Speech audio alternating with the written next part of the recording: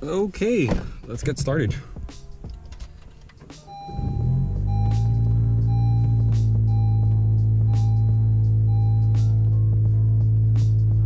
Today I kind of want to do just like a top 5 thing that I've bought for my car.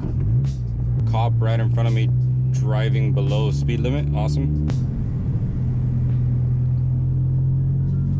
Cool. Kind of want to do like one of the top 5 and like not really like a top 5, but more like all the stuff that I've kind of just bought for my car. And yes, I am one of those people that likes to see what I'm doing right here. I'm gonna do basically like a small list of all the stuff. I'm not gonna list down the price, like all the stuff that I bought, like, you know, the price and all that stuff. I am gonna be listing off all the stuff that like I bought for the car, and all like distinctive things that you guys see on the car, and also minor stuff that you guys really don't see unless you're inside the car or you drive the car. You know what? Let's just do a top 10 of all the stuff that I've kind of bought and all the stuff that I've kind of like loved for the car, especially for like the SI in general, because since the SI is much more superior compared to like the hatchback sport, because it's basically the SI, hatchback sport, and then the sport, I'm gonna say. So some of the things that you guys don't see, number 1 is this.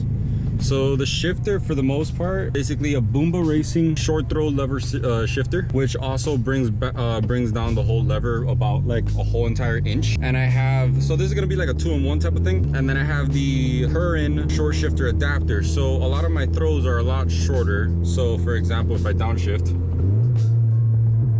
it normally wouldn't be, it would be like somewhere around over here. Number 2 would be the Honda hack. So right now you see all the gauges and stuff right here, but that's more because of the Honda hack and the tuner view, which comes with the K tuner. So the Honda hack basically gives you everything. That is more of a minor thing. It's not really more of a necessity when you get the K tuner, but it's a perk or like a plus basically to see all your gauges, make sure everything is temp wise, everything's fine, and everything's just, you know, good. So for number 3, I would say it would have to be the K tuner. The K tuner, I got lucky enough friend that had the A5 and a whole bunch of other stuff and just gave me his old tune, which has been working great for me.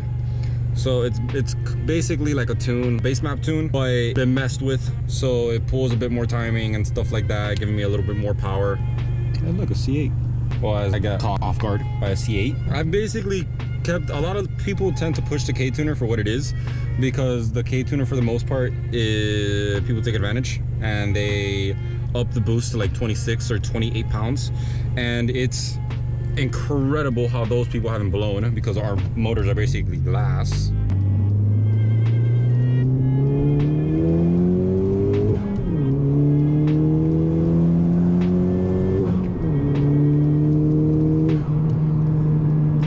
Pushing 20 plus, I'm pushing right now on my map, I'm basically pushing 21 pounds, and as an Ultima tries to pass me I'm basically pushing 21 pounds right now on map 2, which is like my normal everyday map, and that's kind of where my happy spot is. It does slip the clutch a little bit because our clutches tend to slip anywhere past like 250 torque or 270 torque, somewhere around there. So our clutches really aren't the greatest for building torque. But besides all the tuning stuff, on to number 4. So for number 4, I would say it would have to be my front and downpipe. Speaking of my front and downpipe, I have a blown gasket. I have a Vibrant Performance gasket that I ordered, just got here literally today. But I am running an FKX downpipe and front pipe, both 2.5 inch. I would like to switch over to PRL, but since I'm running the stock turbo still, eventually I'm gonna move over to the PRL big turbo. I think it's like the 3664 or something like that. I really don't know much about turbos and sizes. I am planning on going big turbo. Whether I have a stock clutch still or not, I'm getting the big turbo. Right now, just FKX 2.5 inch front and downpipe, and at the moment I just have a blown gasket because I bought the downpipe used, which any piece of piping is amazing. Only thing that will possibly go bad on any of the parts will be most likely the gasket, so I would recommend buying a new gasket if you're going to be changing downpipes. Like for me, I've had my front and downpipe for a long time. My gasket finally went out and I had to get a new one. Number 5, I would have to say 100% have to say my exhaust. It's more of like a Goretti Supreme SP wannabe, but instead of having the 2 huge ball sacks in the rear, it sounds amazing. but I have an NVIDIA R400 Gemini, something like that. I don't know. But in my opinion, it's one of the best sounding exhausts, one of the best looking in my opinion. Honestly, I don't think any other exhaust can really compare, besides the fact that it's not a true 3-inch, it's a 8.5-inch, and that's the fact that it bottlenecks. So it bottlenecked from a 2.5-inch to a 2.8-inch. So it kind of sucks not having a true 3-inch, but in reality, I still don't need it until I go big turbo. And even then, I have a 3-inch piece that you just cut off where it bottleneck and just weld it back on. It's a 3-inch. Number 6, I think we're on number 6. I would say it would have to be my D2 coils, and I basically have both of them bottomed out, kind of running. When it comes to stiffness and stuff like that, it's more of like a track spec. At the moment, I have my front springs, both of them, like basically all the way down so the front can go lower. But even though that's not like you would want, but it's more for looks at that point. I would like to go lower, but I don't think I will at the moment. I'm kind of happy where I am right now. It's more of like a functional type of look. I'll show you when we get outside the car in a little bit. We're gonna go on to number 7, where I'm gonna get off the car and I'm gonna show you everything that I've done so far. Right now, since we're going through the whole entire pandemic, all the spaces are free and I can basically go wherever I want and park up. Besides this little place right here, this place is all open. But Topgolf, which is right there, that's where we're gonna be going. We're gonna be going there, and I'm gonna get off the car and I'm basically going to be explaining to you guys everything else that I have on the car. I've never seen that. Look, it's a little weed ball thing. I've never seen that here, especially in Miami. And here's my car. I'm sorry for the wind. I do not have one of those little things that cover the wind, but right now this is my car.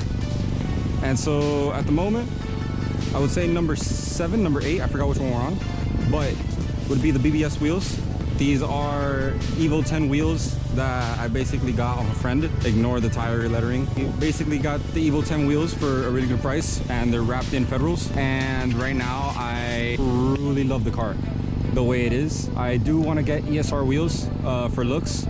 I would love to have these wheels for like track wheels and stuff like that. Wrap them in like, I would probably R888s. But right now, these are the BBS wheels. Would have to be my number 6, number 7. I forgot which one we're on now. And if we come to the rear, let me show you the NVIDIA type triple tip exhaust, which would be basically, you know, you can't really see them because it's all dark right now, but it's basically, you know, right there.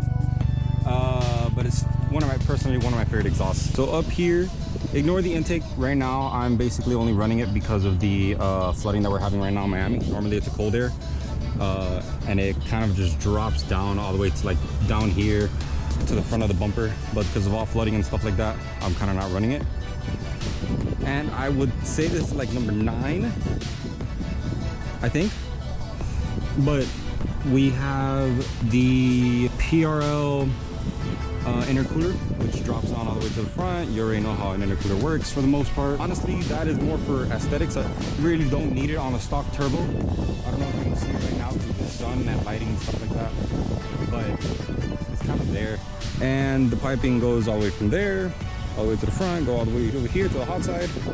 And for number 10, I would have to say it would be the Type R replica bumper, which is personally one of my favorite bumpers. I believe that the stock SI bumper is very bland, very basic, and especially for the sedans, I think the sedans look the worst. But personally, I would pick this bumper over any other bumper. As much as I hate it, these are fake, and I don't like fake vents for the most part. And I wish I could make these real, but I feel like it's too much work. But these vents are real. These vents are 100% real, which I try my best to make the car as functional as I possibly can. But yeah. Oh, and peep this was actually one of my first mods. I actually completely forgot. I forgot about this quite a bit. But this mod is personally one of my favorite mods I've done to the car. I know it's not really in the list, but this, oh wow, oh no, this side's still up. I have to redo this side. But personally, that's also one of my favorite mods. I'm just not including it in the list. But besides that, thank you guys for watching. I actually really appreciate the car itself, the amount of time, work that I've put into the car, and it's a lot. Everything that you see, the way you see the car, I've done all personally by myself. I just really love the car the way it sits. I do want to go lower, possibly maybe one day in the future I will be moving to bags, because I do prefer bags over coils, even though I do understand I want to track the car first, then go on bags. But thank you guys for watching. Till the next one.